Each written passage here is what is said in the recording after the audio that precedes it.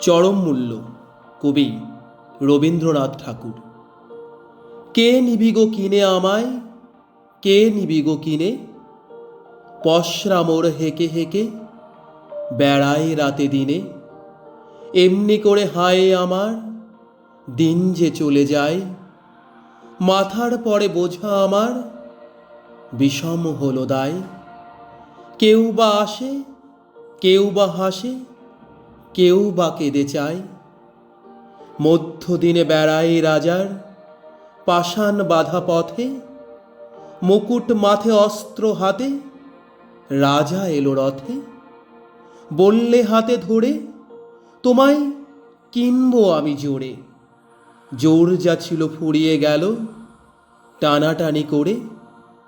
মুকুট মাথে ফিরল রাজা সোনার রথে চড়ে। রুদ্ধদ্বারের সম্মুখ দিয়ে ফিরিতেছিলেম গলি। দুয়ার খুলে বৃদ্ধ এলো হাতে টাকার থলি। করলে বিবেচনা বললে কিনবো দিয়ে সোনা। উজাড় করে দিয়ে থুলি করলে আনাগোনা। বোঝা মাথায় নিয়ে কোথায় গেলেম অন্যমনা। সন্ধ্যাবেলায় জ্যোৎস্না নামে মুকুল ভরা গাছে। সুন্দরী সে বেরিয়ে এলো বকুল তলার কাছে। বললে কাছে এসে তোমায় কিনবো আমি হেসে।